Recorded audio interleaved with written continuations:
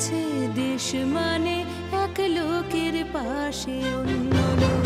সব মানুষের স্বপ্ন তোমার চোখের তারায় সত্যি হোক। আমার কাছে দেশ মানে এক লোকের পাশে অন্য লোক।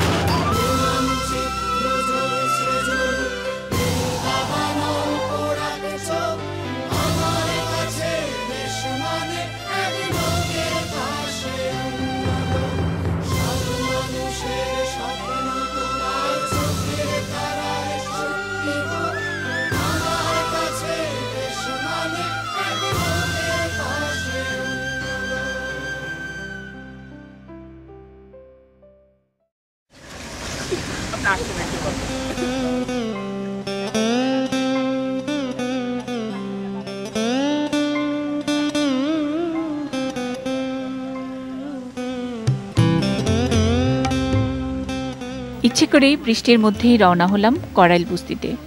বস্তির সাথে বৃষ্টির বেশ একটা মাখামাখি আছে। বৃষ্টির জলেই কাদা, দুর্গন্ধ, প্যাচপ্যাচে ভ্যাপসা ভাবের চেহারা পায় বস্তি। সেই চিরচেনা চেহারায় একটি সুন্দর স্থাপত্য আবিষ্কার করব আমাদের দর্শকদের জন্য।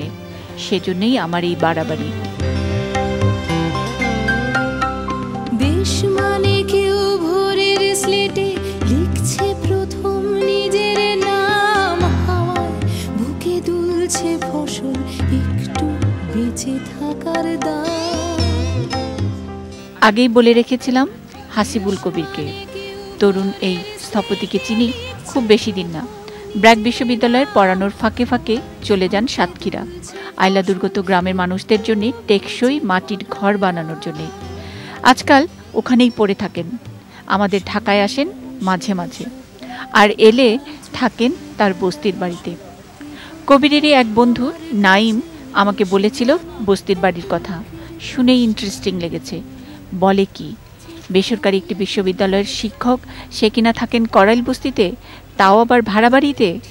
যেখানে দিনের শুরু, অন্ধকার রাত্রি শেষ, মন যত দূর চাইছে যেতে, ঠিক তত দূর আমার দেশ। আর ভাড়া বাড়িতে গাছপালা বাগান করে এলাকা মাত করে দিয়েছে।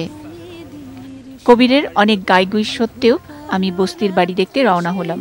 মন যত দূর চাইছে যেতে, ঠিক তত দূর আমার দেশ। প্রথমে 2 টাকার খেয়াপার। গুলশান বনানী লেকের ওই খণ্ডিত অংশটুকু পার হতে হতে কবির শোনাচ্ছিলেন বস্তির ডিসিপ্লিনের গল্প। বস্তি মানেই খারাপ কথা শুনতে শুনতে অভ্যস্ত কানে খটকা লাগলো। কবির বলছেন, জানেন দিদি, খুব ভাইব্রেন্ট জায়গাটা।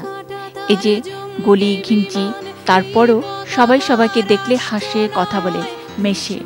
আপনাদের নিকেতনের মতো না। ইচ্ছে হাজার সূর্য,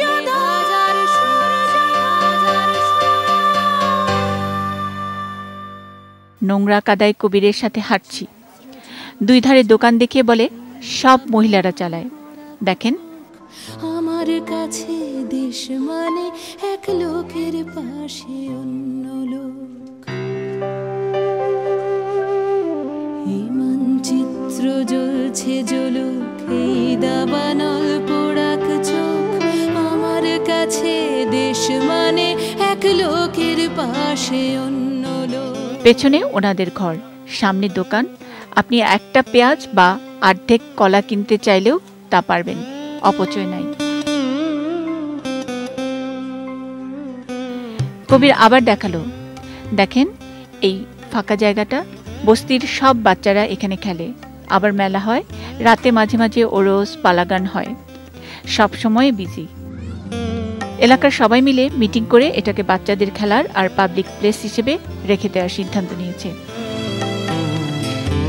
লেকের ওপার থেকে প্লাস্টিকের পাইপে পানির সংযোগ আর গুলশান বনানীর আলাদা আলাদা লাইন থেকে বিদ্যুৎ সংযোগ দেখিয়ে বলল, 2 বেলা 5 মিনিট করে পানির জন্য মাসে 50 টাকা, আর কয়টা বাতি, কয়টা ফ্যান, এমন পয়েন্ট ধরে ধরে বিদ্যুতের বিল দেয়।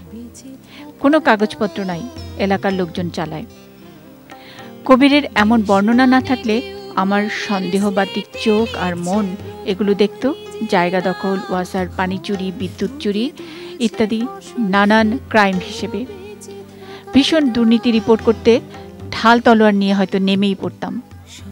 আর কবির এটাকে দেখাচ্ছেন মিতব্যয়িতার শৃঙ্খলার নমুনা হিসেবে।